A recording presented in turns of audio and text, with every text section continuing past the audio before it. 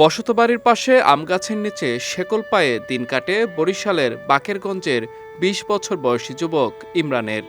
৪ বছর বয়স থেকেই তার ঘুম, খাওয়া, গোসল সবই হয় শেকল পায়ে। মানসিক ভারসাম্যহীন ইমরানের দেখাশোনা করেন তার অসহায় মা।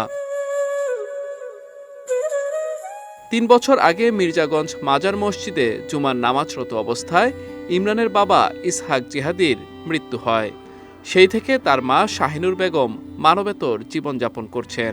যেখানে জীবন চালানোই দায় হয়ে পড়েছে, সেখানে ইমরানের মতো বিশেষ চাহিদা সম্পন্ন সন্তানের চিকিৎসার কথা ভাবতে পারেন না তিনি।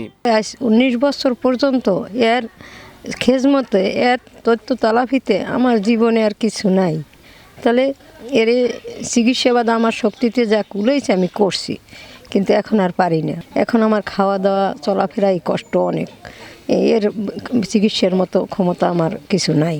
এখন এই আগের চাইতে একটু পরিবর্তন যদি হইতে, যে একটু চিকিৎসার মাধ্যমে তারা ডাক্তাররা যেই টাকার কথা বলে ওই টাকা আমার নাই, এই চিকিৎসা আমি করতে পারি না। দয়া করে যদি সরকার আমার কিছু একটু অনুদান দিত, তাহলে আমি ওর সুচিকিৎসাটা করতে পারতাম। অসহায় এ পরিবারের দুরবস্থার কথা জানালেন স্বজন ও স্থানীয়রাও, চাইলেন সরকারি সহায়তা। ইমরান আমার চাচাতো ভাই, বাক প্রতিবন্ধী, 18 বছর যাবত ওর মা চিকিৎসা চালাই যেতে আছে, এবং সরকার যদি উন্নত চিকিৎসার জন্য কিছু সহায়তা করে তাহলে ওর মার উপকৃত হয়। তোর মা একে নিয়ে বিভ্রান্তি অবস্থায় এখন পর্যন্ত আছে।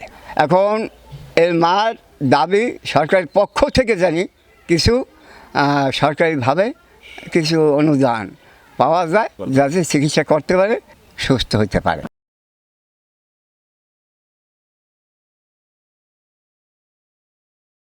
মানসিক ভারসাম্যহীন ইমরানকে সুস্থ রাখতে প্রতি মাসে প্রয়োজন প্রায় ৩,০০০ টাকার ওষুধ।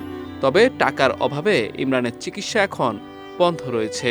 আর তাই বিশেষ চাহিদা সম্পন্ন ইমরানের পাগলামিও বেড়েছে অনেকটা। তাহলে কি অর্থের অভাবে বাকি জীবন শেকলবন্দি কাটবে ইমরানের? বিজয় টিভি নিউজ ডেস্ক।